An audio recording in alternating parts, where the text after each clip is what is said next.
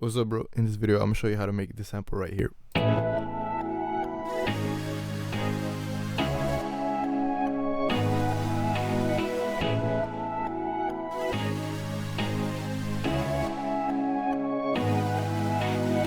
Alright, so let's get started.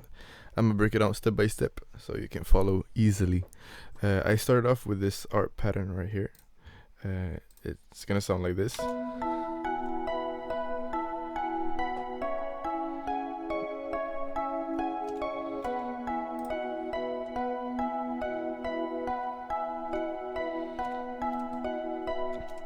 So I started off with this this stage 73 solo.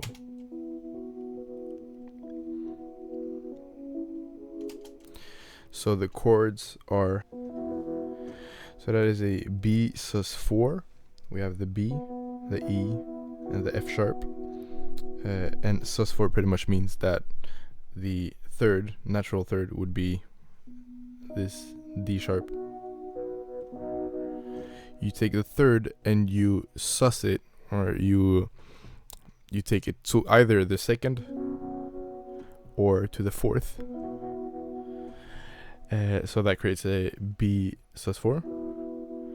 You can also technically call it an E sus2. So that's the same thing as you take the natural third of the E.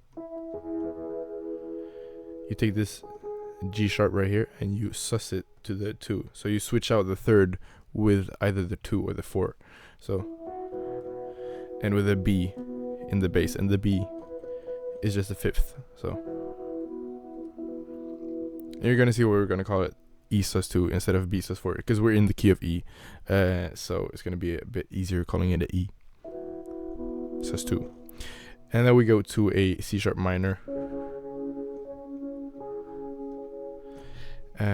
So yeah, that's pretty much the chords in the stage, and all these notes in all of these chords are in the pentatonic scale of E major. So that sounds like this. So what is the pentatonic scale? If you take any major scale and you skip the 4th and the 7th, so if we take the E major scale for example, we're gonna skip 1, 2, 3, 4, the 4th. So we're not gonna play the A, and we're not gonna play the 1, 2, 3, 4, 5, 6, 7. We're not gonna play the D sharp either. So we're left with these 5 notes, 5 pentatonics, and it's the same for minor scales. Minor scales is pretty much the same, but if we take the relative minor of E major, that would be C minor. And so what we do is, instead of skipping the 4 and 7, we're going to skip the 2 and the 6, which are the same notes because they're relative scales, but we're going to end up with same notes, different scales technically. But in major scales, skip the 4 and the 7. In minor scales, skip the 2nd and the 6th. Why are pentatonic scales interesting? Because if we take this sound right here, or actually let me bring up a piano instead. If we have these 5 notes right here, works with every single note in this E major scale in the bass. Let me show you.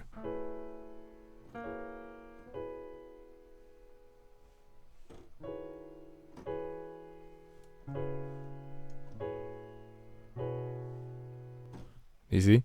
It's kind of cool. So that's why pentatonic scales are so very useful. I have this reverb on all of the arps, so I bust them all to the same track. Next in the arp pattern, we have this mini, just layering with the stage 73, just a bit brighter, to bring out that, I don't know, the high end. And the counter melody for that is going to be this Sem V2 playing this.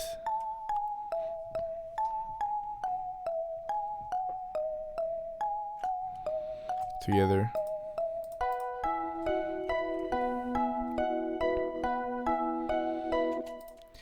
And if we keep in mind we're playing E sus2 and C minor, and this. So all of these notes sort of fit in the chords. So we go E, and then to the 4, and then to the 3rd, but the 3rd, like the 4 is just a passing tone, whatever. So just layering with the same chord notes, and then we bus all of those to this track right here, and we put a reverb to make it sound nice together.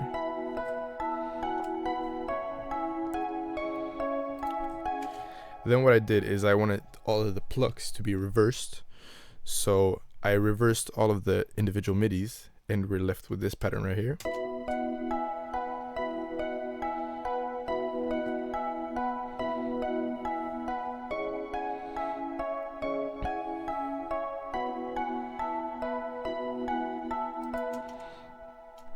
So when we're going to bounce it to audio, we're going to end up with this right here. And when I bounced it to audio, I also stretched it and pitched it up. And now it sounds like this. So now it's reversed back, same pattern as before, but reverse plucks.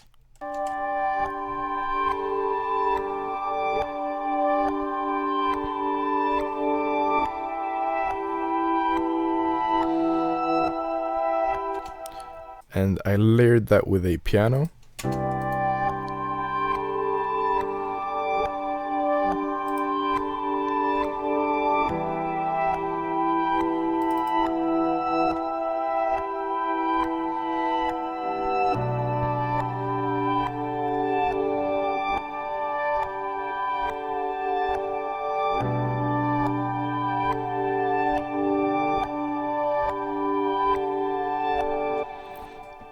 So the chords you have in this piano,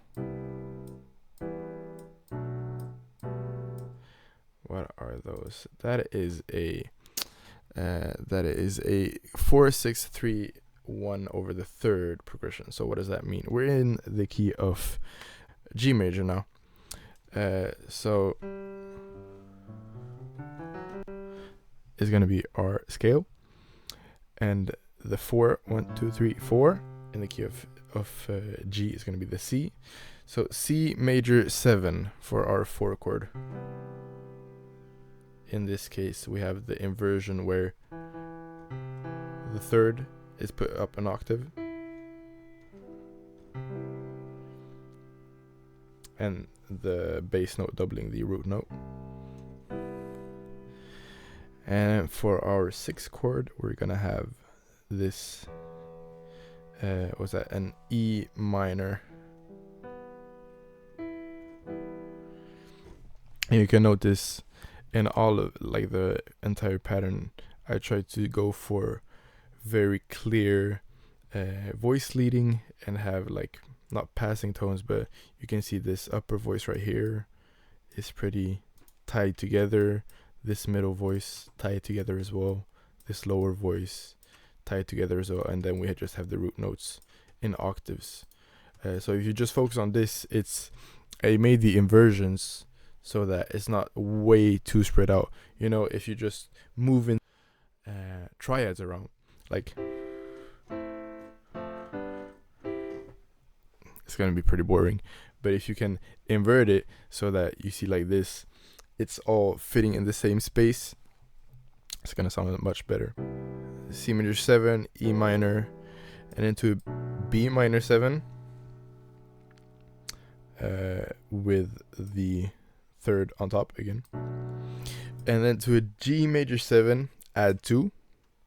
No, sorry, G major add 2 with the B in the bass. Okay, so let's break that down. G major add 2. What is that? That is G major. Add 9 would be if we just took the 9. So 1, 2, 3, 4, 5, 6, 7, 8, 9. That's add 9. We say add because we don't have the 7 in there. We don't have that note. So it's add.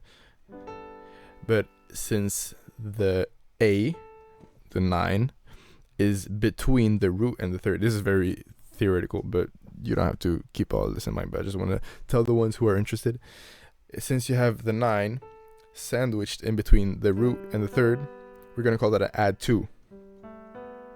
So we get this closed sort of voicing, and we don't play the 5th. So and we put the B in the bass, so the third in the bass. So you can also see it as a variation of the B minor chord, where we just sharpen the fifth. In any scale, when you're going to have the 3 chord, in this case, in G major, the 3 chord is going to be the B minor. If you sharpen the fifth, you're going to end up with a 1 chord, like the tonic. So let me show you what that means. If you're in the scale of G, 1, 2, 3, B minor, take the fifth, sharpen it. What is that? That's a G major with the 1 on top, but with the 3 in the bass. So that's a little trick you can remember, going from the 3 to the tonic in a very simple voice leading way.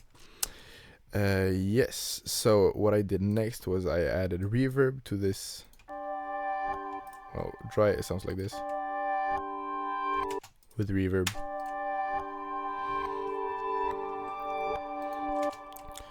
Bounce those two together,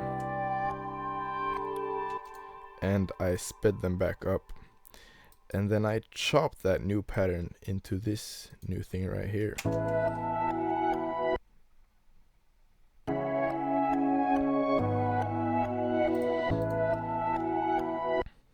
These spaces right here are because I have, in the other pattern that I layered it with, I have a chord that is not part of the original, so I didn't want chord tones to clash with each other. You're gonna see.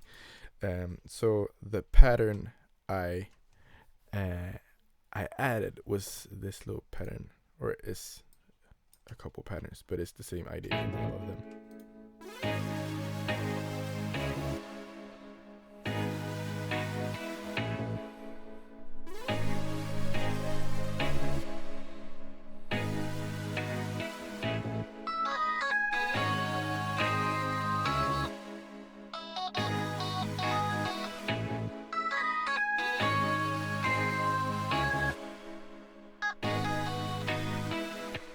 Alright, so let's break that down. We have this whirly, layering the chords from the original piano and arp.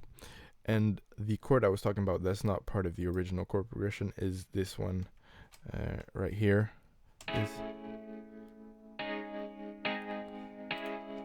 So what is this?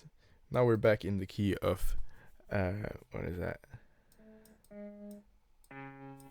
In E major or C minor.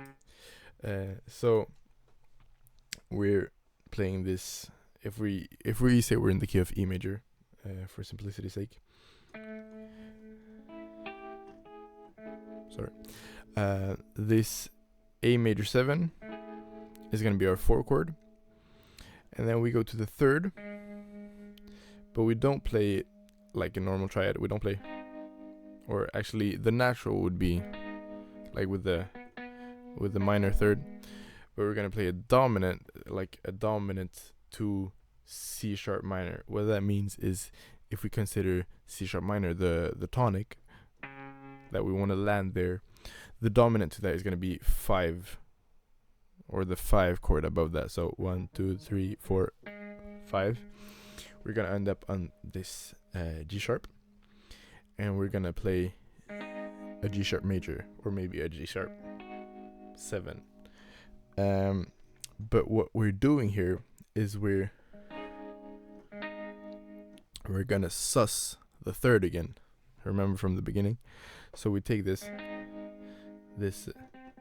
natural C natural here, and we're gonna take it up to a, or what would that be considered? Actually, it's a B sharp, but never mind. Let's say we just take this C, make it a C sharp.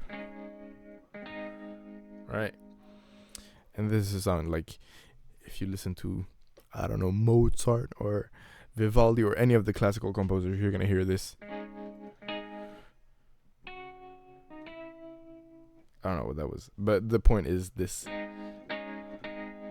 the sus dominant to the normal dominant movement is very common. And then, yeah, there's pretty basic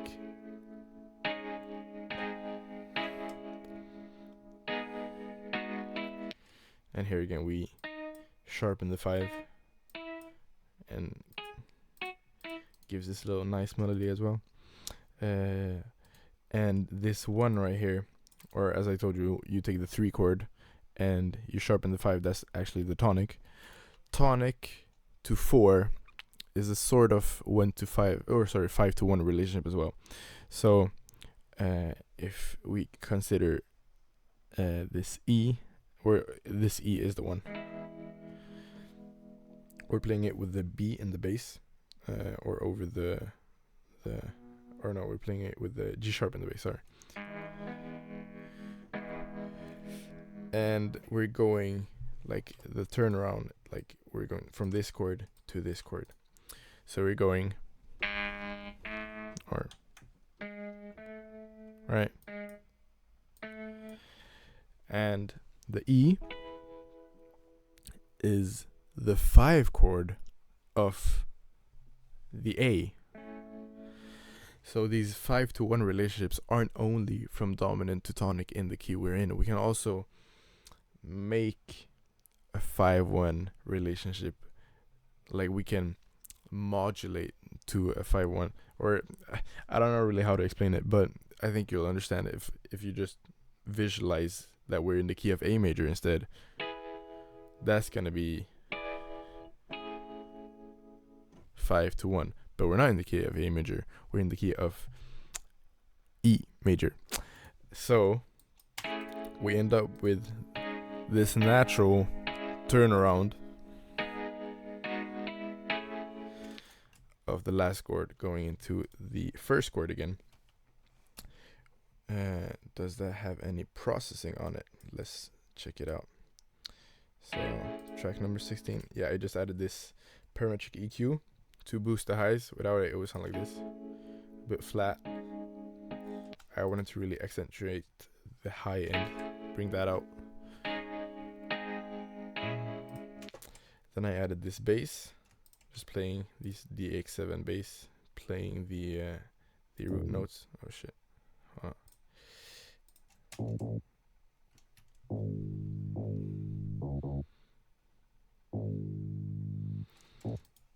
And my thought process with the pattern here was just like make it short for the stable, like not non-tensional chords. So like if you think of this dominant to tonic, it's gonna be pretty like tension and release moment. So I wanted to really like drag those out, and same with this one here, tension, release. The A and the C sharp are going to be much more stable chords to just lay on, chill for a long time than the tension chords. So that's why I mentioned the tension right there. But that's just playing the root notes. Has a parametric EQ, make it pretty small. Because it's going to be a sample, I didn't want it to have like a bunch of low end that you're going to struggle to take out later when you're going to want to use the sample. So I just did that for future producers wanting to use a sample together. Pretty basic stuff. Then the interesting part, we have this CS80 coming in to play every other chord, and since it's a monophonic instrument, I couldn't layer the chords into one MIDI file, so I had to split it up. But together they're gonna sound like this.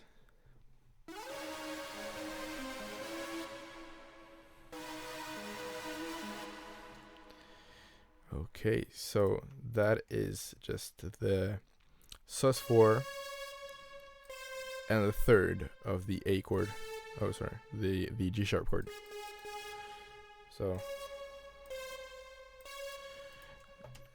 and that is why this classic 5 to 1 with the sus4 to the normal dominant is so used, because you have this voiceling right here in the sus4 and the third.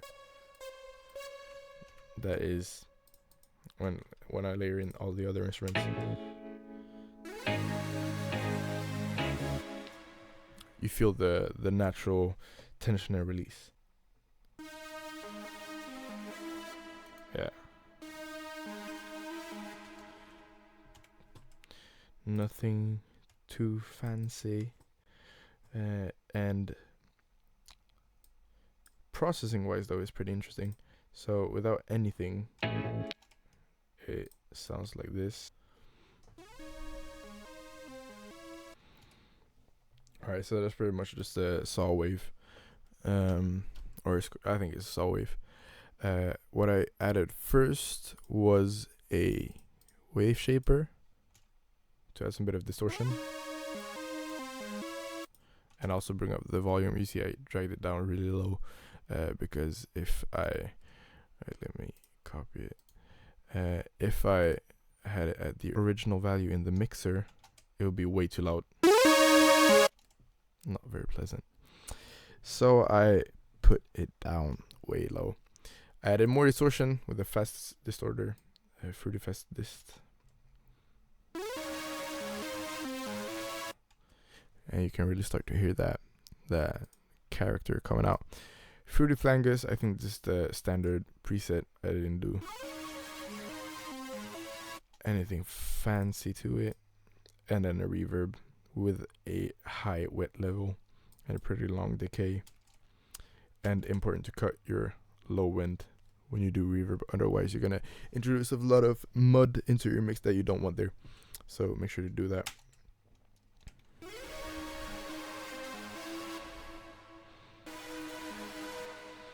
There is this second pattern I made, which contains this little riff right here.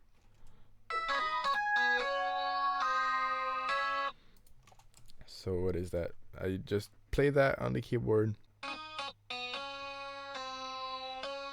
This was my original idea for the riff, and then I doubled it an octave higher, and I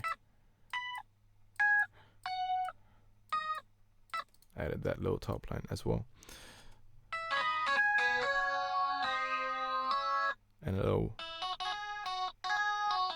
yeah. And for the second half, what I did is I stacked up these. I made it into an octave from this original riff, because I wanted to like accentuate those melody tones. That's a trick you can use. And this is gonna end up like it's layered here, but it's also in, like it's also there. So it's gonna give a really powerful like feel to those particular notes, and it's gonna bring them out in the orchestration. But yeah, I think that's pretty much it. Does it have any effects? Yeah, I put a limiter on it so that it wouldn't peak too hard, and also a EQ to bring up the highs. Stay tuned for the next video where I'll show you how to flip the sample into a sick beat. Peace, bro.